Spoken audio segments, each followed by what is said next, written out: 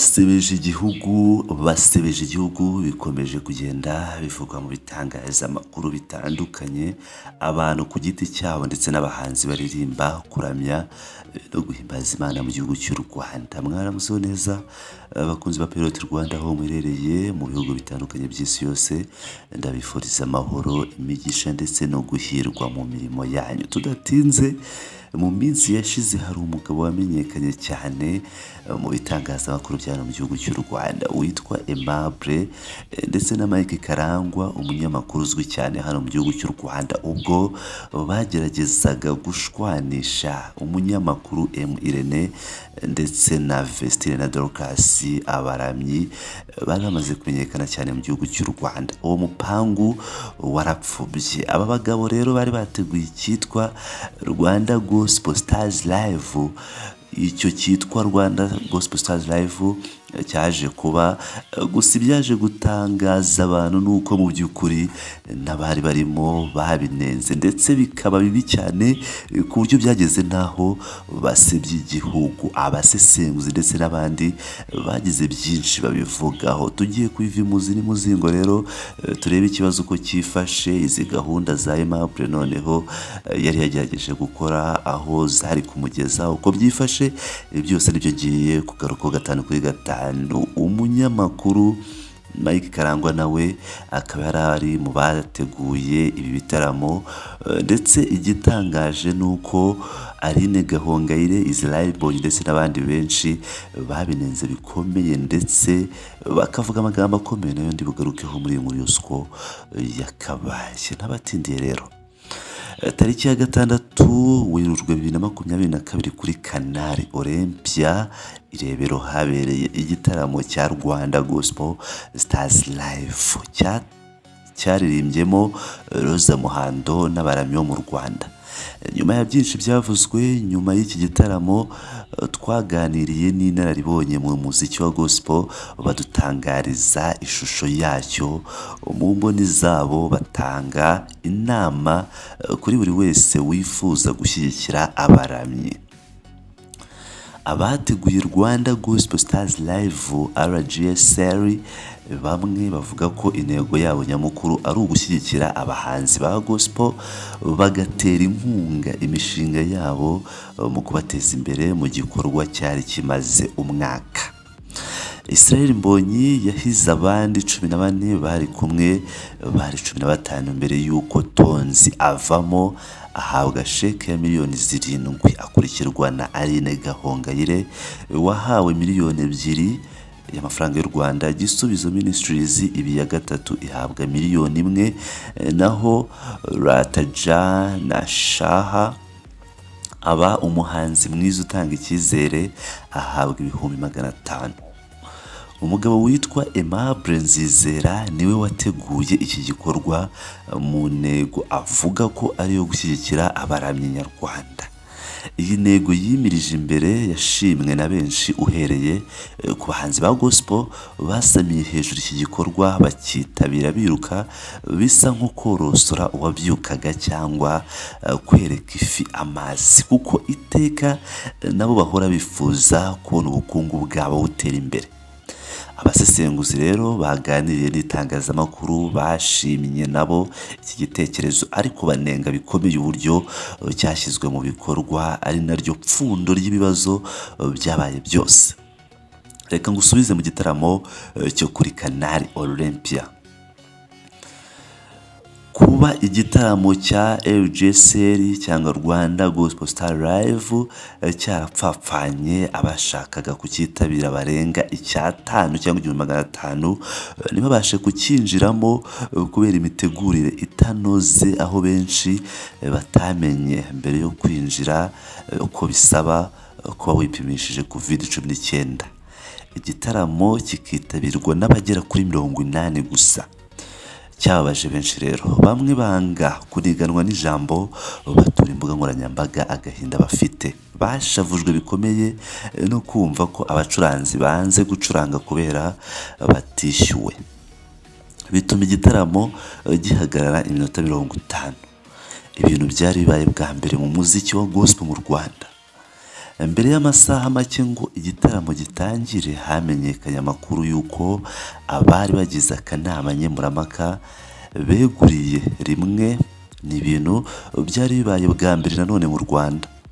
abari abajaje Neme Uwimana, Simon Kabera, Pamela Mudakikwa, Mupende Gedewo na Josue Shimwa. Ibaruwa isezera dufitiye kopi ya Simon Kabera wari ukuriye aka kanama ivuga ko yasanze intego nyamukuru itari kubahirizwa. Ati mu rugendo rwose rwo kugera mu ntego imwe yari yo gushyigikira Rwanda Gospel Stars Live, nasanze kuyigeraho bidashoboka bitewe n'uko abaramyi batari kubahwa.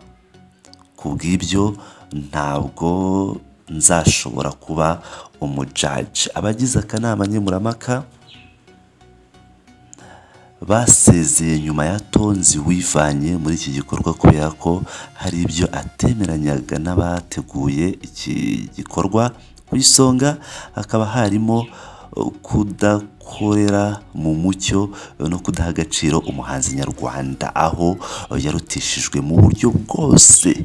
Roza Muhando yasezeye akurikira Vestine na Dorcas bavuyemo ku ikubitiro nyuma y'uko umujyanama wabo Irene Murindahabi hari ibyo atumvikanyeho na Aimable Nzizera wateguye iki gikorwa, ndetse icyo gihe bikaba byarasakuje cyane mu nkundura ya Channel.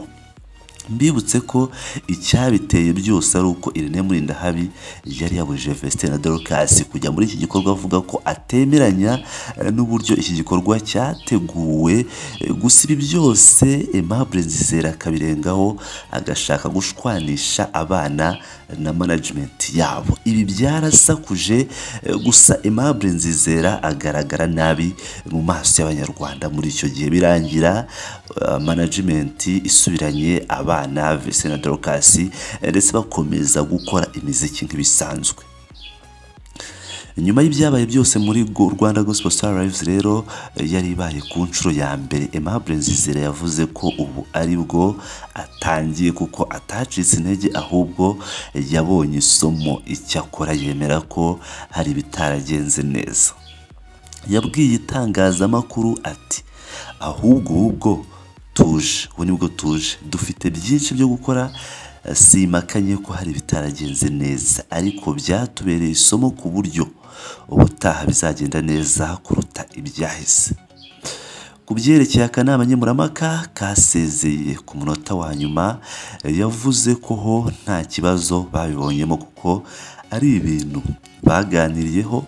Ati hari ibintu tutumvikanyeho, ntabwo bari basobanukiwe neza n'igikorwa cyacu bituma basezera, kandi rwose ni ibintu twumvikanye, bo rero nta kibazo mbafiteho. Niki abasesenguzi banarambye muri gospel bavuga kuri Rwanda Gospel Stars Live. Steven Karasira avuga ko atatunguwe n'ibyabaye mu gitaramo cya Rwanda Gospel Stars Live. Umunyamakuru Steven Karasira wa Radio Umucyo umaze imyaka 18 yose mu itangazamakuru rya Gikristo, aho yashyize ibuye ryifatizo mu muziki wa gospel mu Rwanda, yagize ati njyewe kuva na mbere hose imyumvire yanjye yari iteye gutya kuri Rwanda Gospel Stars Live. Initiative yabo yo wenda yari nziza, icyo si ikibazo. Hari n'izindi initiatives zabayeho z'abantu baje batubwira ko bagiye kuzamura gospel. Ibi byose ni ibintu bisanzwe dusanzwe duhura nabyo, ariko nanone njyewe nta kuntu ushobora kumbwira ko umuntu ufite initiative nziza ariko nta mubonamo inyota y'ibyo aje gukora, cyangwa se asanzwe ababazwa n'icyo kintu. Uramutse ugiye kureba rero ku ruhande rwa Mike Karangwa na Aimable Nzizera, njyewe ntabwo ari abantu mbara ko bakwiye kuba bakora iki kintu. Yavuze ko inama yifuje guha abateguye iki gikorwa ariko ntibikunde ari ukubasaba kutinjira bo ubwabo muri iki gikorwa, ahubwo ko bo bakwiriye kuba abashoramari bacyo. Ati nta nubwo ntanahakana ko ari uburyo bwabo bwo kwishakira imibereho.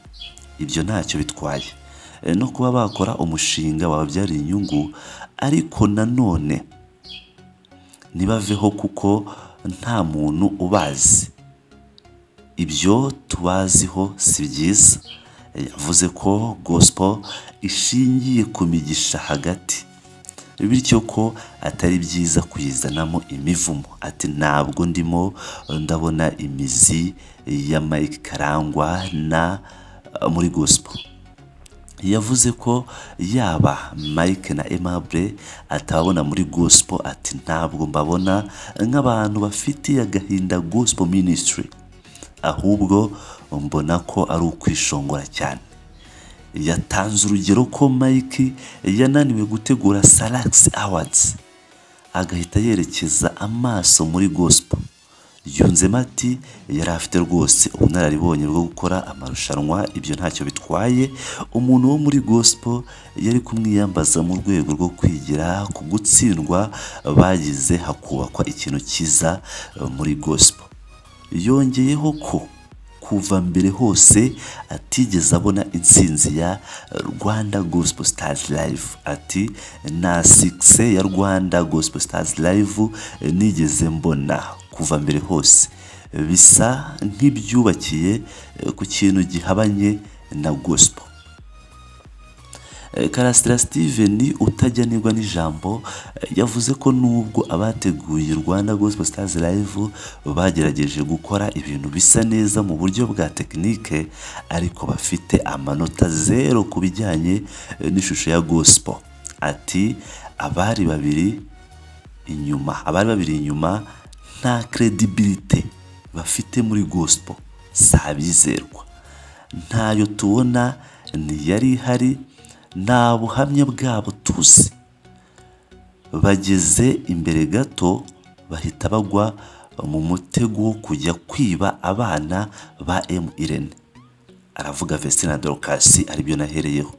Uko niko gutsindwa gukomeye. Kuba baragaragaye muri kiriya kintu ni ibintu bibi cyane. Ahubwo ngewe mbona aba gospel turwaye mu mitwe yacu. Ati ikintu cyambabaje cyane rero nuko bagushije mu mutego ba Aime Uwimana abantu twemera, baraza babadukubita mu maso kugira ngo tubone ko ari ibintu byadanje. Ngewe rwose Feira kubura intsinzi ya kiriya kintu ntabwo yanunguye na gato.